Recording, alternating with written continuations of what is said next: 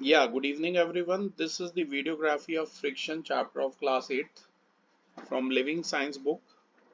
Already I have told you in detail about friction, its advantages, disadvantages. Now we will start with how to minimize the friction. देखिए आप सभी को पता है कि friction किस वजह से होता है, रफनेस ऑफ सरफेस की वजह से होता है। तो कोई भी ऐसा प्रोसेस जो कॉन्टैक्ट सरफेसेस को स्मूथ बनाता है तो वो क्या करेगा, वो फ्रिक्शन को रिड्यूस करेगा। Okay sir. जैसे कि पॉलिशिंग के द्वारा अगर आप किसी रफ सरफेस को पॉलिश कर दें तो वो रफ सरफेस जो है वो स्मूथ हो जाएगी और फ्रिक्शन जो है वो रिड्यूस हो जाएगा। ठीक है, और भी काफी तरीके हैं, जैसे कि लुब्रिकेशन एक मेथड है। फ्रिक्शन जो है वो डिक्रीज हो जाता है by lubricating surfaces with oil, grease और ग्रेफाइट। अगर आप लुब्रिकेट करें मतलब ऑयल वगैरह लगा ले, कहीं पर फ्रिक्शन ज्यादा है, रफ है सरफेस, ऑयल लगा दे।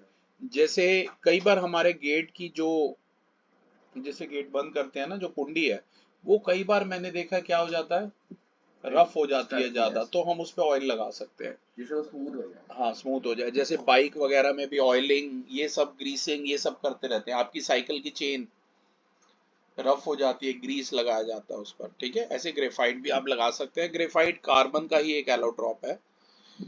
जो स्लाइडिंग सरफेसेस होती हैं उन पर एक बहुत ही थिन लेयर होती है लुब्रिकेंट की, उनके बीच में।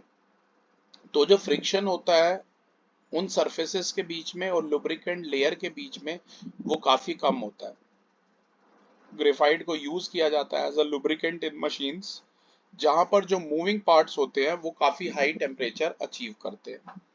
जैसे कि अगर आप कैरम खेल रहे हैं तो आपको एक फाइन टेल्कम पाउडर की जरूरत पड़ेगी कैरम बोर्ड के ऊपर, ताकि उसकी ये स्मूथ हो जाए। ठीक है ना, उसकी रफनेस जो है वो खत्म हो जाए, डिक्रीज हो जाए। इसके अलावा एक और तरीका है फ्लूइड फ्रिक्शन को रिड्यूस करने का, bye streamlining.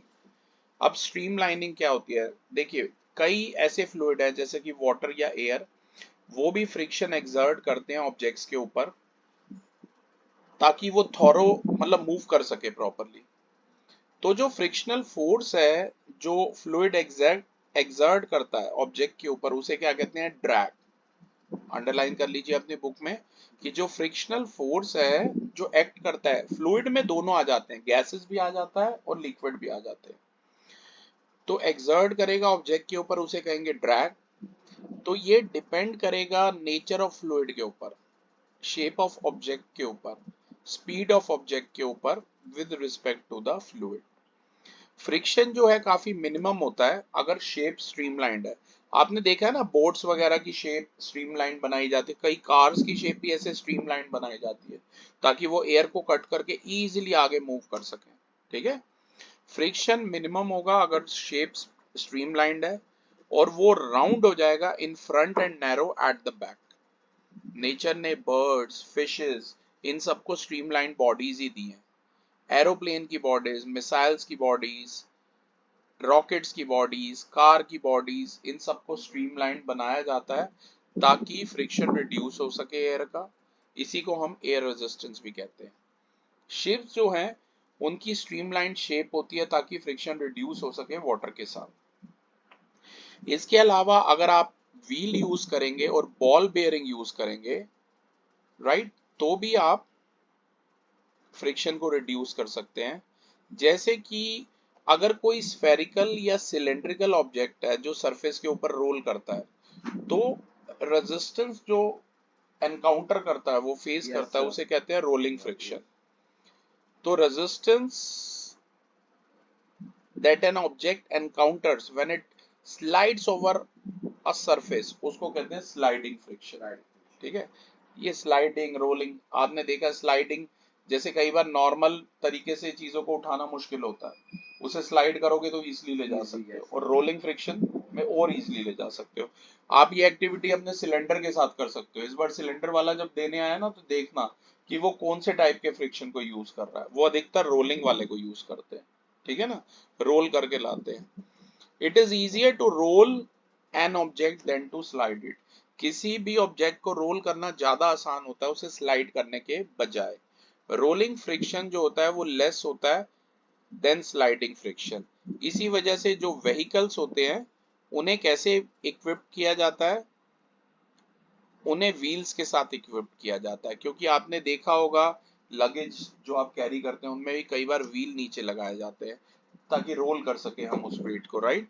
It is much easier to roll along the luggage with you than to carry it और स्लाइड इट। अगर आपको ऐसे लगेज उठाना हो तो बहुत दिक्कत आएगी और उसे स्लाइड करना भी मुश्किल होता है, लेकिन उसको रोल करना आसान काम होता है, राइट। यहाँ एक एक्टिविटी नंबर 4 से हम समझते हैं जो एक्सपेरिमेंटल इन्वेस्टिगेशन है। इसमें ध्यान से देखिए, इसमें हम ये प्रूव करेंगे कि रोलिंग फ्रिक्शन जो है वो लेस होगा as compare to sliding friction. इसमें आपको फ्रिक्शन मेजर करना है टेबल टॉप पर, जैसा कि फ्रिक्शन टेस्टर वाली एक्टिविटी में भी हमने आपको बताया था कि कोई ब्रिक पड़ी हुई है उसके साथ उसके अराउंड आपने थ्रेड कोई बांध दिया है और स्प्रिंग बैलेंस से अगर आप स्प्रिंग बैलेंस पे जो भी फोर्स लगाएंगे तो ब्रिक जो है वो स्लाइड करेगी, ठीक है ना। तो ये फ्रिक्शन टेस्टर एक्टिविटी में मैंने आपको ये बात भी समझाई थी। तो आपको कुछ राउंड पेंसिल रख देनी है ब्रिक के नीचे, गोल गोल पेंसिल, तो वो फ्रिक्शन रिड्यूस हो जाएगा और वो इजीली मूव कर जाएंगी, ठीक है ना। क्या फ्रिक्शन रिड्यूस हुआ है? तो ये जो क्योंकि रोल होगा ना तभी इसी वजह से। और रोलिंग फ्रिक्शन मैंने बताया ना सबसे वो उसमें आप चीजों को आसानी से मूव कर सकते हैं। तो जो प्रिंसिपल रोलिंग फ्रिक्शन में यूज किया जा रहा है वो लेस देन है स्लाइडिंग फ्रिक्शन से। It is also made use in ball bearings. Ball bearing में भी इस प्रिंसिपल को यूज करते हैं।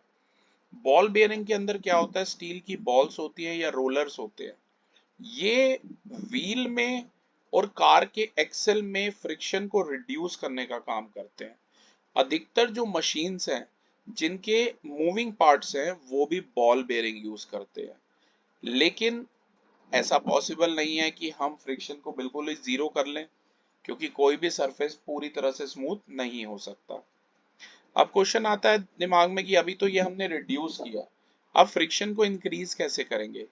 कई बार ये चीज डिजायरेबल होती है कि हम फ्रिक्शन को इंक्रीज करें लेकिन बगैर स्लिप हुए। फ्रिक्शन को आप इंक्रीज कर सकते हैं, सरफेस को रफ बना सकते हैं।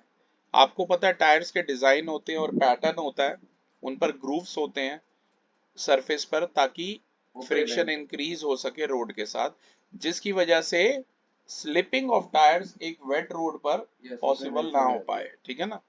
सैंड और ग्रेवल भी लगातार स्ट्रू किए जाते हैं स्लिपरी ग्राउंड पर रेनी सीजन के दौरान ताकि फ्रिक्शन इंक्रीज कर सके और ग्राउंड पे वॉक करना थोड़ा इजी हो सके। स्पाइक्स आपको पता है, एक सेकेंड, स्पाइक्स भी आपको पता है यूज करते हैं फुटबॉल के टाइम पर, स्ट्राइड्स यूज करते हैं, या क्रिकेट में खेलते समय जो बॉलर्स होते हैं वो स्पाइक यूज करते हैं, ठीक है ना, सोल्स ऑफ शूज में, ताकि फ्रिक्शन इंक्रीज हो सके और ताकि उनका पाँव स्लिप ना हो, वरना बेटा एंकल भी टूट सकता है, ठीक है ना, घुटना टूट सकता है।